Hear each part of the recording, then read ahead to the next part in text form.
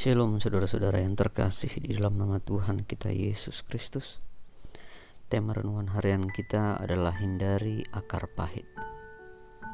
Mari kita buka Alkitab kita baca firman Tuhan yang tertulis pada Ibrani 12 ayat 15. Mari kita baca bersama-sama.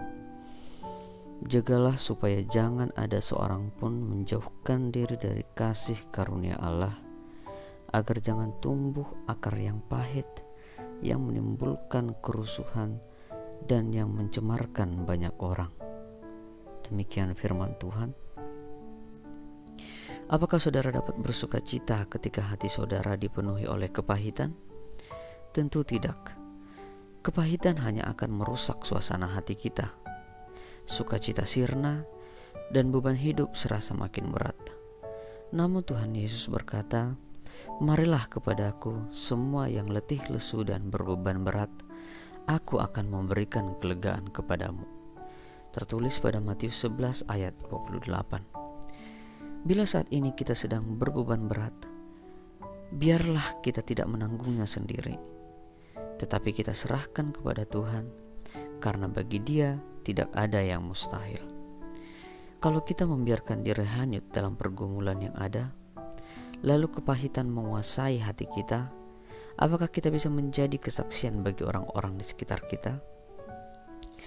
Perlakuan yang tidak baik, tindakan semena-mena, merendahkan, memfitnah, menyakiti, melontarkan kata-kata kotor, dan sebagainya, seringkali menyebabkan seseorang mengalami kepahitan.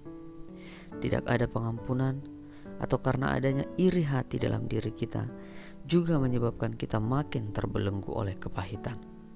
Ada juga orang yang mengalami kepahitan karena penderitaan yang dialaminya. Biasanya ia akan menyalahkan Tuhan dan menuduh Dia sebagai penyebabnya. Inilah yang dialami oleh Naomi ketika dia mendapat pergumulan yang cukup pahit karena kehilangan suaminya yang telah meninggal, pada Rut 11 ayat 20-21. Saudara yang terkasih, firman hari ini memberikan perenungan bahwa jika kita mampu menyingkapi setiap masalah dengan benar, kita tidak akan masuk dalam kepahitan. Orang yang hidup dalam kepahitan mustahil dapat berdoa. Kepahitan juga semakin membuat orang menjadi tawanan dosa. Oleh karena itu, lewat doa dan permohonan kepada Allah, mintalah kasih karunia-Nya hadir melingkupi kita. Amin. Kita bersatu di dalam doa. Bapa Surgawi, terima kasih atas firman-Mu. Bimbing dan hiburlah kami ya Tuhan, supaya kami tidak diikat oleh akar pahit, melainkan kasih karunia-Mu. Amin. Terpujilah nama Tuhan. Kepahitan adalah senjata yang digunakan iblis untuk menghancurkan kehidupan kita.